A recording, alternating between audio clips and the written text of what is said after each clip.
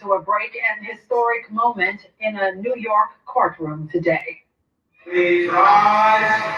The Justice of the Appellate Division Supreme Court, first of all, D.D. or persons have visited to the appellate division are here, to be attended, and you shall be heard.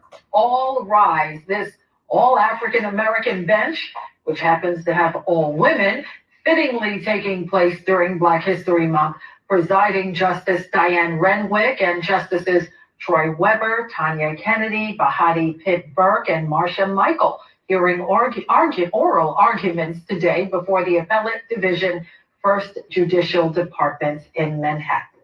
When we come back here tonight.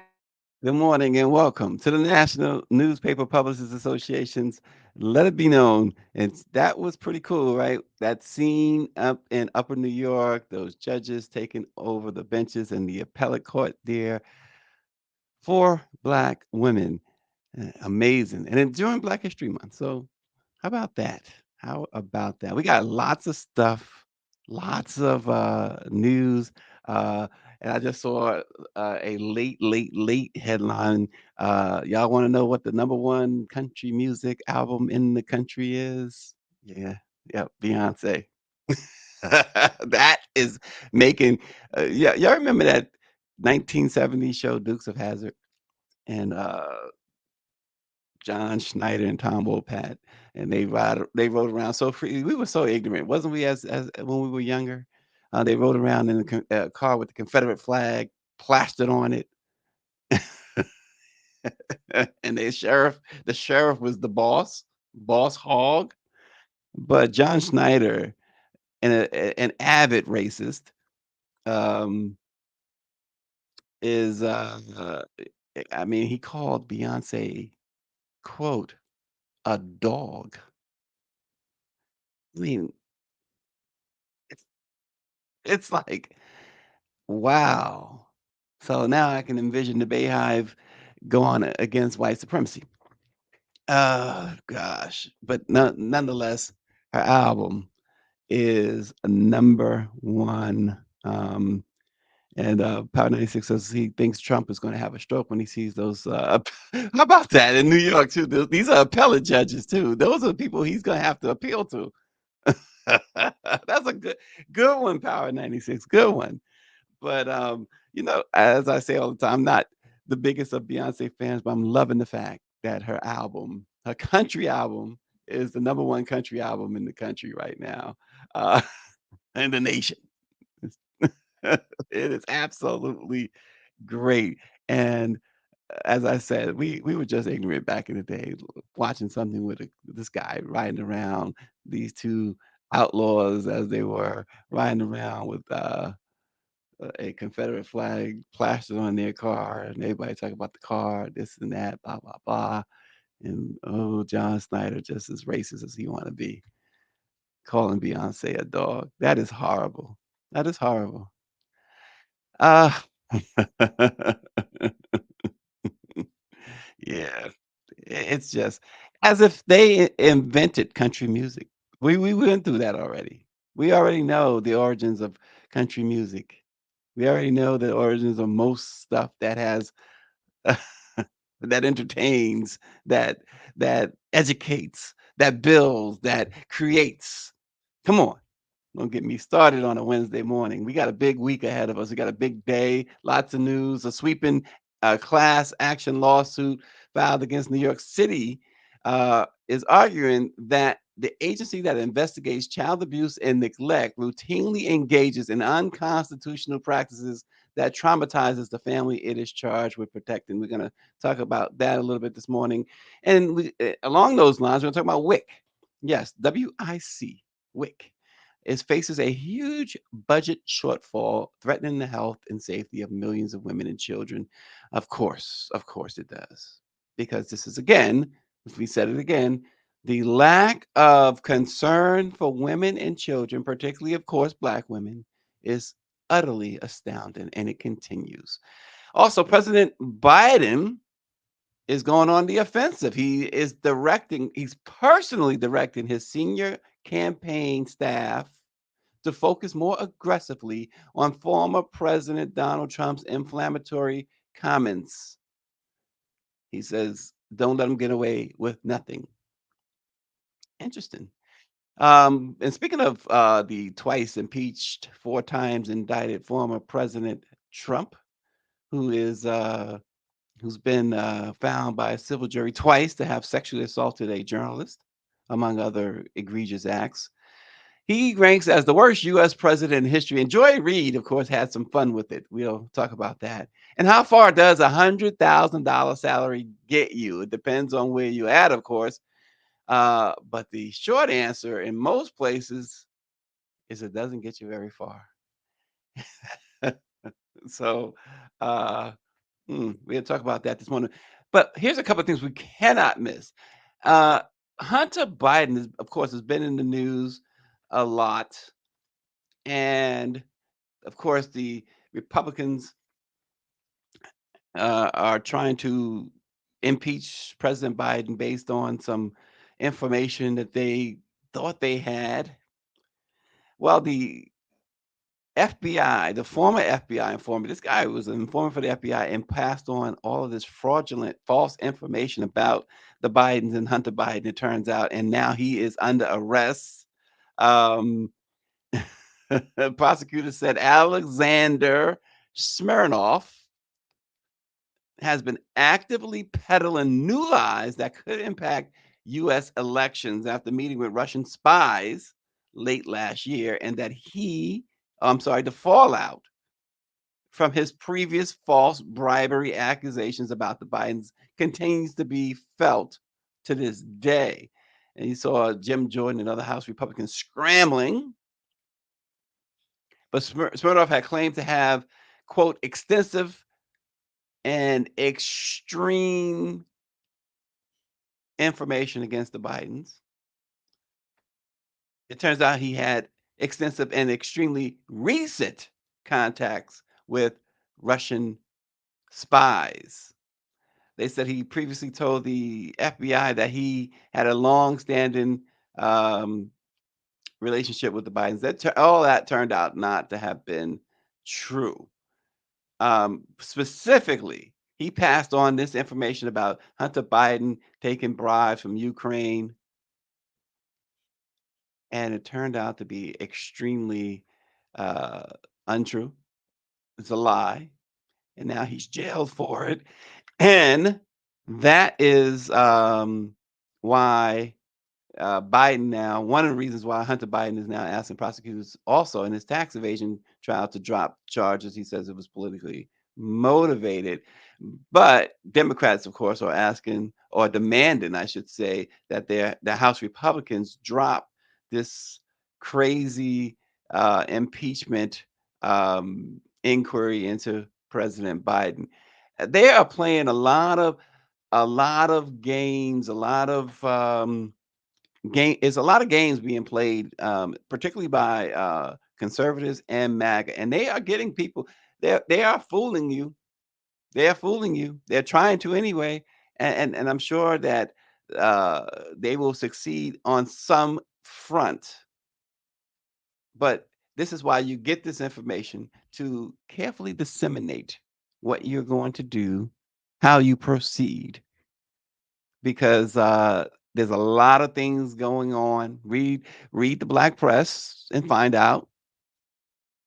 There's a lot of stuff going on, and they are trying to um, get. They're really attacking with their information. The concerted effort is against black folks in general, specifically black folks. There's a CNN report that will tell you more about that. Go to CNN. I'm not going to go into what CNN is reporting. I'll let you go into that if you choose to. But really interesting stuff that CNN is reporting this morning. Um, Also, found this to be interesting as well. Georgia Governor Brian Kemp has revealed that he was interviewed by the special counsel in Trump's 2020 election interference case. And he says, I basically told them the same thing I told the grand juries, that I followed the law and the Constitution, and I answered all their questions truthfully. If you recall, Brian Kemp was the first to say when the Georgia legislature, the Republican-led Georgia legislature, said they wanted District Attorney Fonnie Willis removed from the Trump case. They wanted the investigation into Trump to end. He was like, "I see no basis for her to be removed. I see no basis for her for the investigation to stop." And he's been adamant that he is not going to step in that situation. He's been adamant that you should let the justice system play out. But he has now acknowledged being interviewed by the special counsel in that particular situation with Trump. And we're still awaiting. Speaking of DA Fonnie Willis, we're still waiting for the judge in that case to decide whether he's going to allow her to continue or to remove her from the case. There was absolutely, I don't care who you talk to, no evidence suggesting in any way that the district attorney's relationship with the special prosecutor was interfering in any way or somehow gave an unfair advantage to the district attorney's office over the Trump defense, because that's really what it came down to, right? Does this prejudice in any way the case against Donald Trump and the other co-conspirators? And really, the answer is a resounding no. All it was a moment for people to try, people meaning the defense down there and the Team Trump, Team MAGA, to try and embarrass her. And while it might have been a little embarrassing, and it should have been a little embarrassing, she deserved a little bit of a little bit of a smack on the hand, like your teacher in third grade would do, just smack the hand. She didn't deserve all that. And it has nothing to do with the case. She's prosecuted it in a way that it should be prosecuted very aggressively, and she's also used her favorite card, the RICO statute, in this case. So we'll see. Waiting for the judge's decision there, and I'm confident that they found nothing to keep her away from directing the prosecution in that case. Um, New York City, a sweeping class action lawsuit filed against the city yesterday is arguing that the agency that investigates child abuse and neglect routinely engages in unconstitutional practices that traumatize the families it is charged with protecting. The lawsuit says that investigators for the Administration for Child Services deceive and bully their way into people's homes where they rifle through families' most private spaces, strip search children, and humiliate parents. It is extreme. These allegations are extremely troublesome. Do y'all remember the movie Claudine, where like she couldn't even have like an iron without them walking and searching through her home like she's a criminal? But the agency's coercive tactics included threatening to take children away or call the police, telling parents they have no choice but to let them in and making public scenes in hallways, according to the lawsuit that was filed in federal court in Brooklyn. Marissa Kaufman, who's a spokesperson for the agency, uh-huh, Marissa Kaufman dealing with Tisha and Keisha, right? How do you think that goes? She says that the child services will review the lawsuit. She says ACS is committed to keeping children safe and respecting parents' rights. Um, Maybe some of them are. She added, "We will continue to advance our efforts to achieve safety, equity, and justice by enhancing parents' awareness of their rights, connecting families to critical services, providing families with alternatives to child protection investigations, and working with key systems to reduce the number of families experiencing an unnecessary child protective investigation. Now, let me say this. Well, let me go on. One of the women who was suing, her name is Ebony Gould. She's a single mother of 3. She lives in Queens. She's been investigated by ACS at least 12 times, each of them found to be baseless. 12 baseless investigations. So how do you think Ebony is feeling this morning? The lawsuit says the investigations, which involved dozens of home visits, were prompted by her abusive ex-partner. You see false allegations? Uh, Ms. Gould said that often during the repeated investigations, she was made to feel she had no choice but to let ACS in. During one of the first visits, he said an ACS worker told her through the closed door that she was at risk of having her children taken away. She says, I felt forced. It was almost like I was being abused again, but this time by a stranger. Ebony is 35 years old, and the other plaintiffs are represented by the Family Justice Law Center, which is an organization dedicated to preventing unnecessary family separation. So that right there, family separation, again, you guys, not telling you what to do, especially when it comes to voting or things like that. But you got a guy who's running, who's going to be the Republican nominee for president, who says that this is the things that he wants to continue to do. He wants to separate your families. He wants to be dictator on day one. He's going to he's already wiping out the RNC of excluding them of all people who are not 1000% MAGA. Thank you. I'm getting coffee again. It's some good stuff, y'all. He wants to uh shoot people in the streets if they are accused of shoplifting. These are his words. I mean, we can go on and on and on and on. And people want to complain about the age of the current guy. Think about it. Think about that. I mean, I don't hear the old man talking about shooting people, and we know what people he's talking about. We know he's not talking about, you know, Jonathan Birnbaum.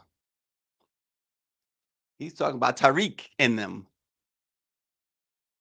Talking about Power 96 in them. David Youngbloods. That's who he wants to shoot down in the streets. And this from somebody is who has 91 felony accounts against him, but yet he wants martial law for everybody else.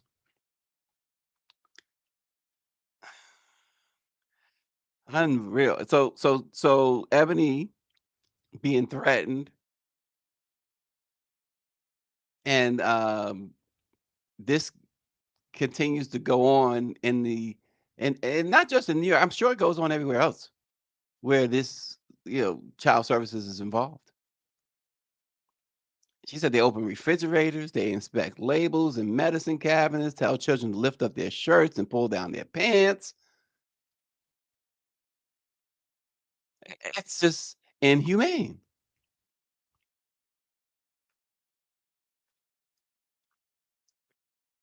Um, so they enter these homes and they do whatever they want, humiliate these individuals. And you know who they target. Come on. We talk about so much speaking truth to power. And let's just be real. It's minorities. It's Black, Hispanics, Latinos, if you will. It's the LGBTQs. Um, let's be real. They're not doing this to, Marla up in Hempstead. Uh, they picking on Ebony in Queens or Shaniqua in Brooklyn. That's who they picking on, and it's a shame because Ebony and Shaniqua, they trying to live their lives just like Marla and Hempstead. They have different circumstances and somewhat unfortunate circumstances, and it may not be all their fault. And in Ebony's case, she was in a very abusive relationship and somehow managed to get out of it alive, which not everybody can say. And here's a stat. A black child still has a nearly 50% chance of being caught up in an ACS investigation by his or her 18th birthday, according to ACS. Yes, their own investigation.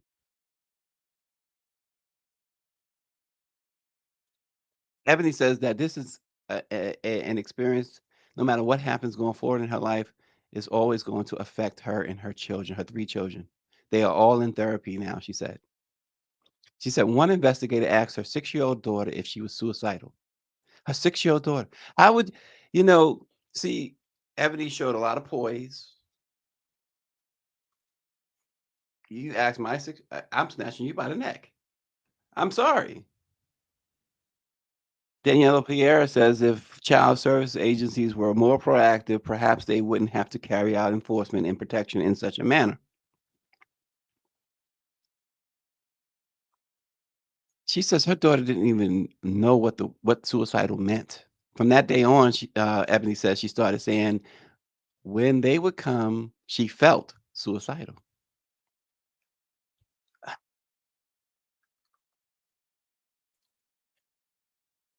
And so you have that situation, and now you have this situation, WIC, which is women's, infants, and children.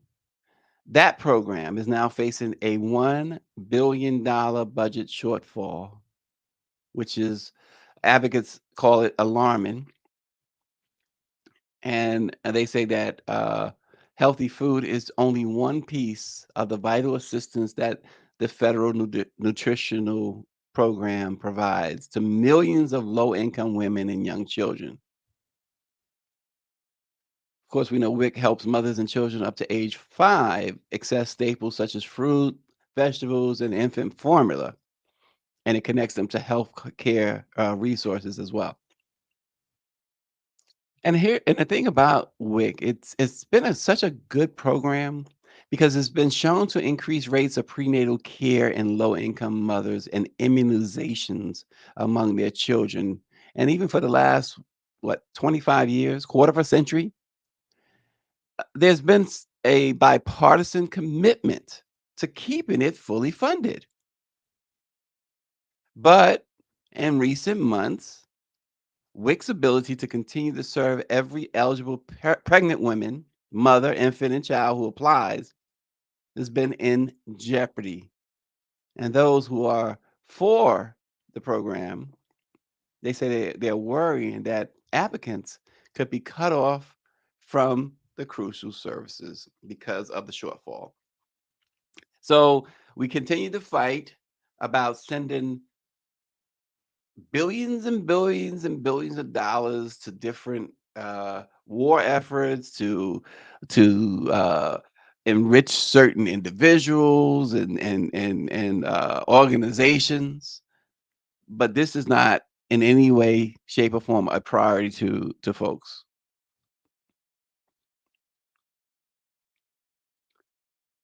And and yet, this is uh this is where WIC stands on the verge of almost just being phased out. The Biden administration initially requested $6.3 billion to fully fund WIC in the 2024 fiscal year, and since has requested $1 billion more to account for an increase in participation in the program and to account for the higher food prices that we see. But of course, we know who the MAGA Republicans in the House said no. They're saying no. They want to reduce it, just like they want to reduce or take away all the safety nets that there are, including the ones you paid into, such as Social Security. You pay into Social Security. You work all your life paying into Social Security, and MAGA wants to eliminate it. 596 says in Louisiana, the governor has canceled the summer feeding program, stating we are not a welfare state, but we know that is a lie. The economy in Louisiana is 49th.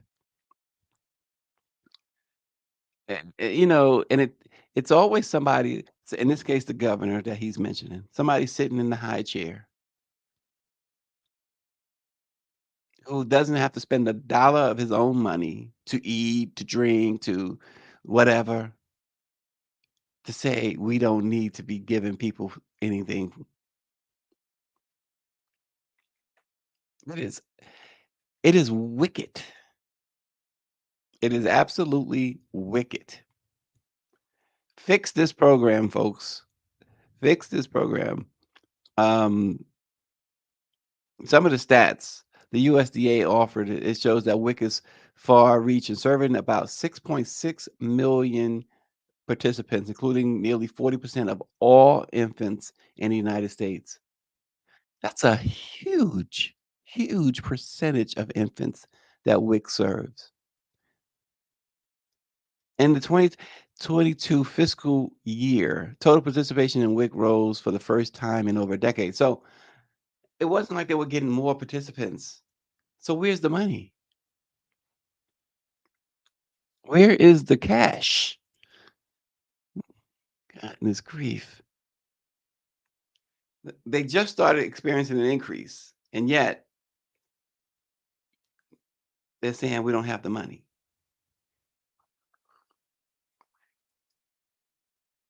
Oh boy. So President Biden is starting to get a little bold. Y'all remember his press conference a couple of weeks ago in which that special counsel had seemingly, apparently, uh, you know, tried to make him look bad by saying that he forgets stuff, including the outrageous thing of forgetting his son's death. Nobody ever forgets something like that. Even if you are, I would venture to say, even if you like have dementia or Alzheimer's, there's one. If you remember one thing, you got to remember that. But Biden now is personally directing his senior campaign staff to focus more aggressively on the shenanigans of Donald Trump and his inflammatory comments. The thrust of Biden's direction, according to multiple reports, was to significantly ramp up the campaign's effort to highlight the crazy stuff. And he didn't use the word stuff, folks. This is what they Doc Brandon talking now. The crazy quote unquote stuff that Trump says in public. We talked about this on this program. Um, and I would like for someone to tell me, when was the last time they heard Trump put together a coherent sentence, and B, anything that sounded halfway sophisticated? When's the last time? Because the last time would be the first time. It would be the very first time.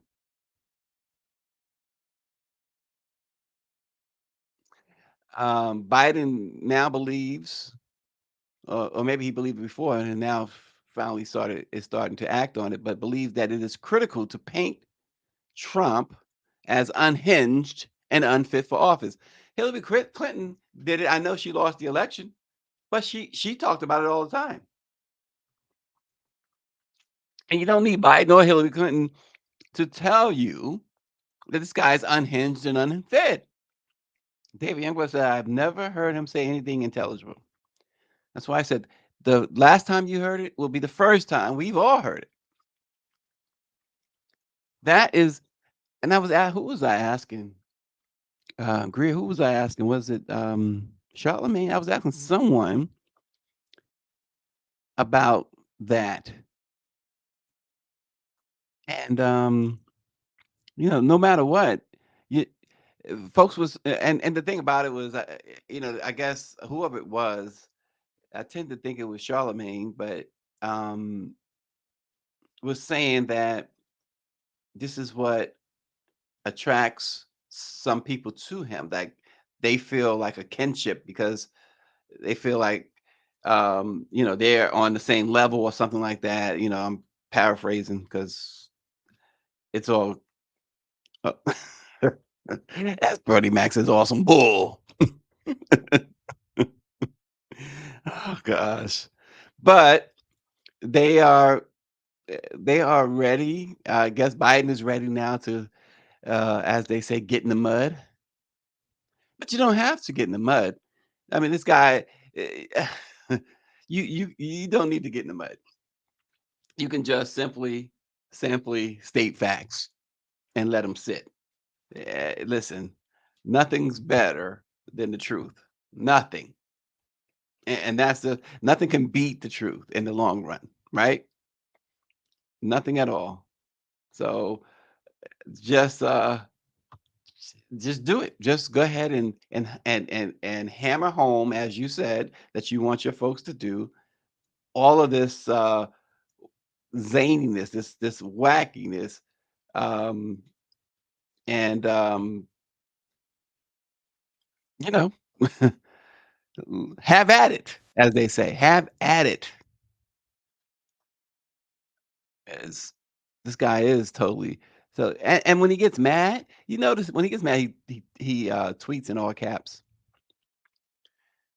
And speaking of the twice impeached, 4 times indicted former president, a survey ranking Donald Trump last among the United States American presidents has been natural fodder for his critics, including Joy Reid of MSNBC.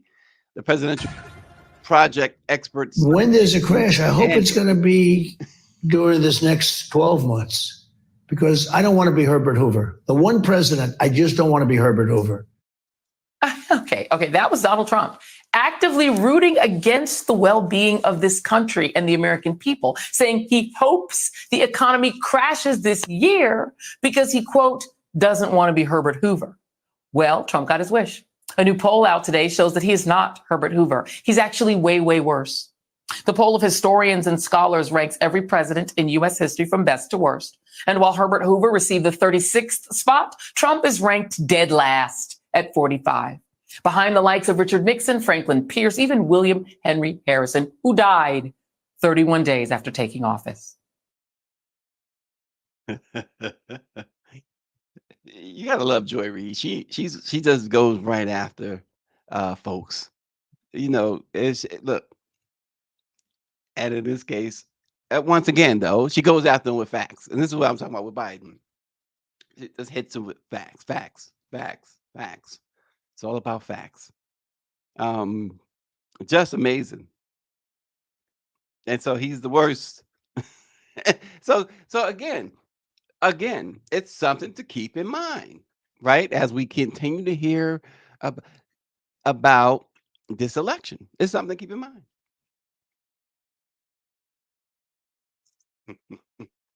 Power 96 says you have to be the scum of the earth to be worse than Rutherford B. Hayes. The stuff to keep in mind. And I find it interesting that the one thing that they continue to talk about, and they mentioned that Biden's the 14th greatest. I haven't heard any argue.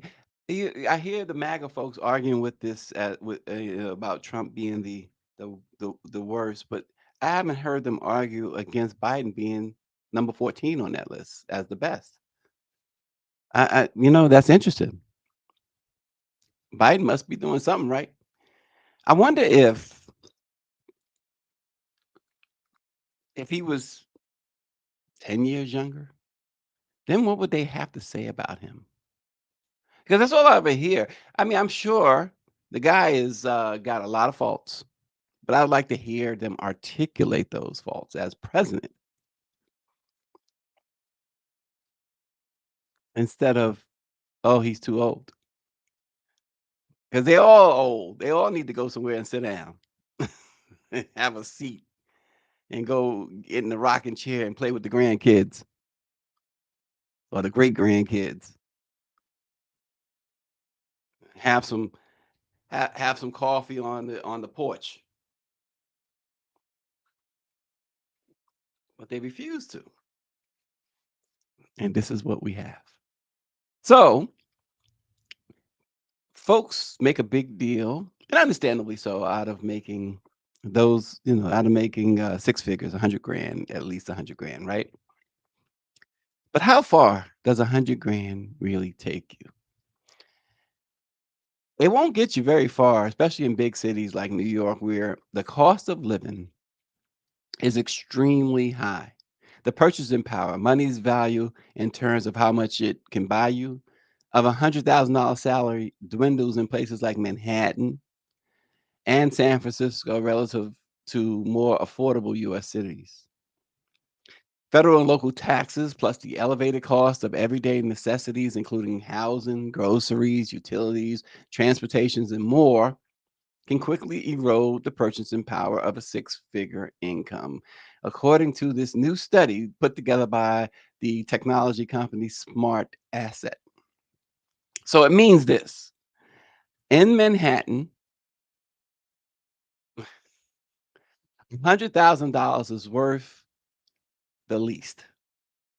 It has an effective value of $30,914 when adjusted for federal, state, and local taxes and the cost of living premiums.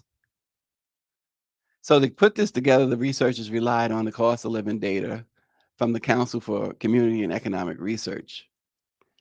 And other New York City boroughs are slightly more affordable, but are still among the locales where 100 grand is not getting you much of anything in the Big Apple. In Brooklyn, for instance, $100,000 really equals about $43,376 in purchasing power.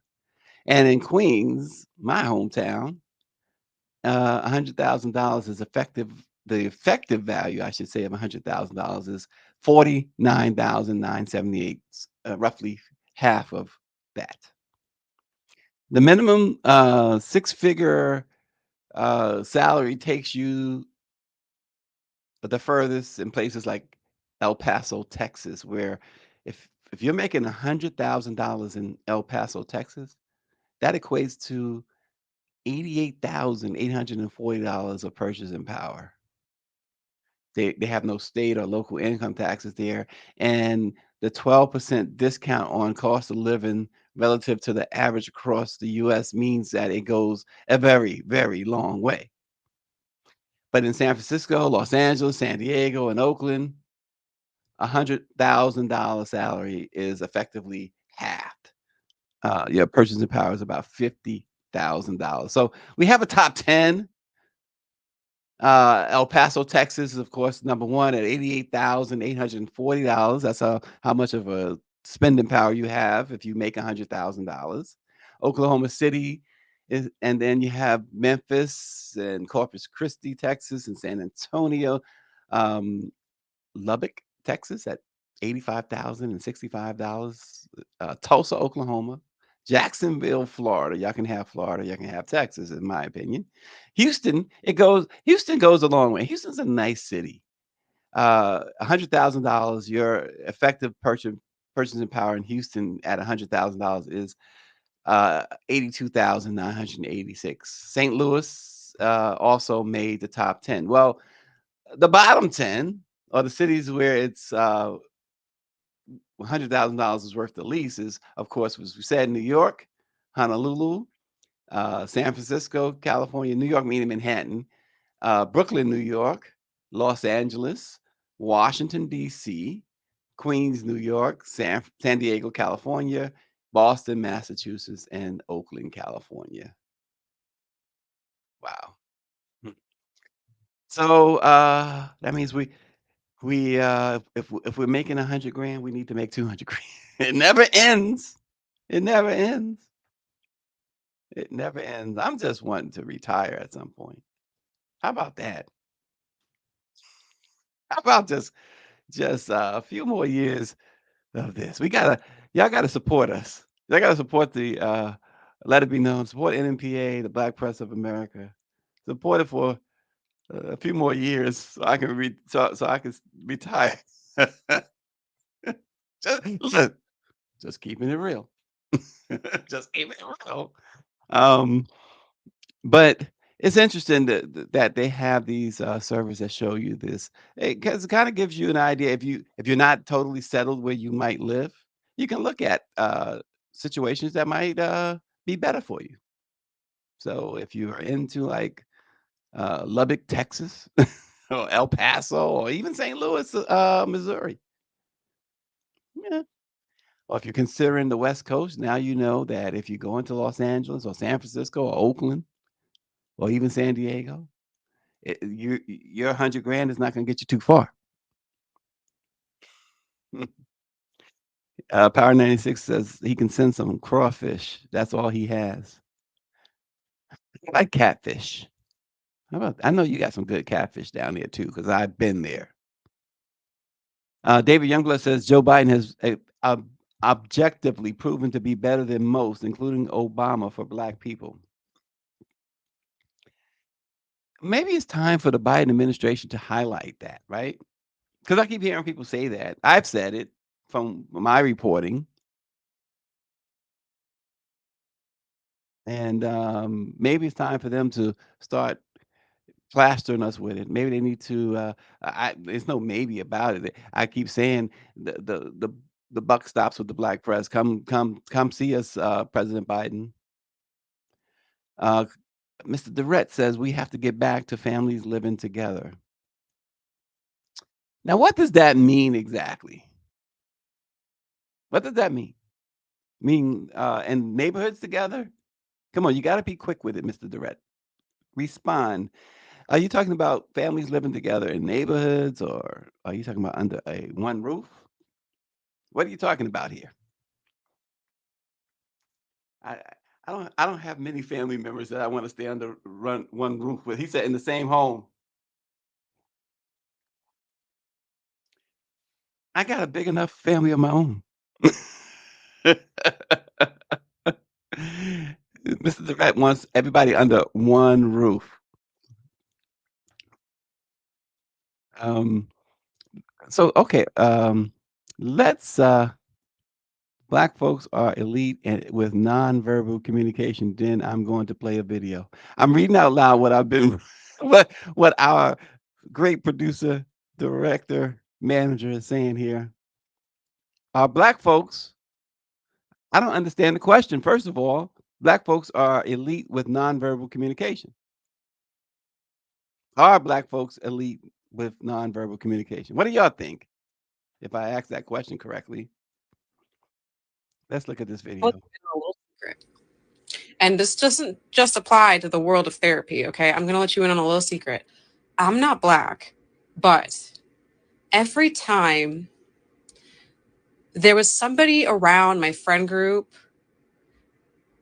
and the one Black person or the two Black people I know would distance themselves from that person, I knew to distance myself from that person.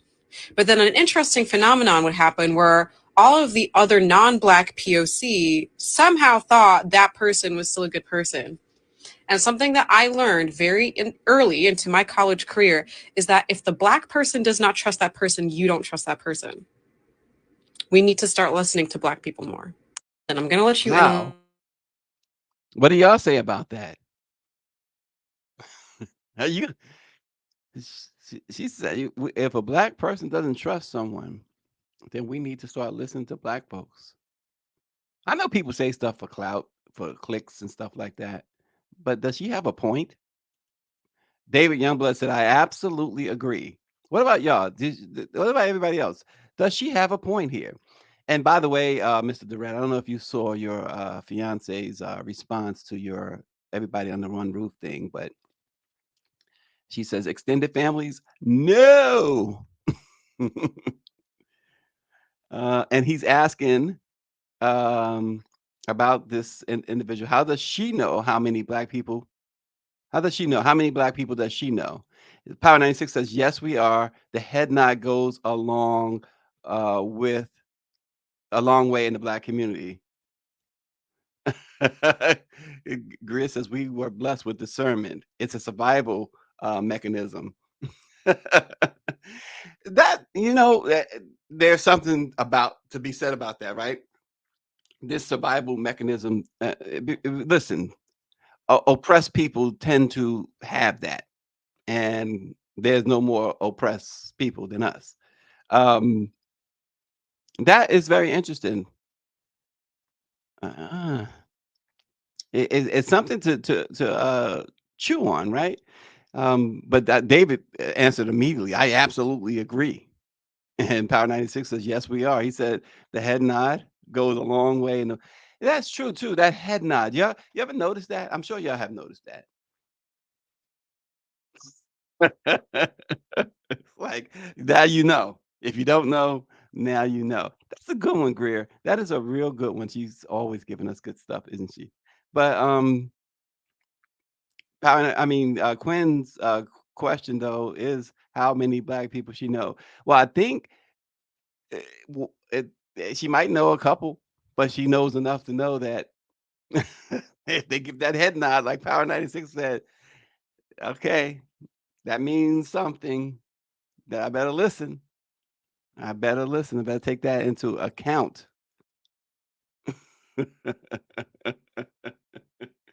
So look, we have this way about us. So as Greer mentioned too, that discernment, I wholeheartedly agree with that. We tend to have that. Sometimes we're pretty whacked out on some things, but we do have that survival. It's that survivalness, that survivalist in us. We have to be able to have that. It's a survival mechanism for sure. Oh boy. Well, folks, uh, we had halfway through the week, mostly through the week. We got 2 more days left in this week. That means 2 more shows coming up tomorrow and Friday. Please uh, share the program. Also subscribe to our YouTube. Bring some subscribers with you too. You know, it wouldn't hurt. We'll try and continue to give you the best, uh, most fun news updates that you'll find in the mornings. And we're still working on some things for the afternoon slots as well. So stay with us on Let It Be Known, and we'll see you again tomorrow.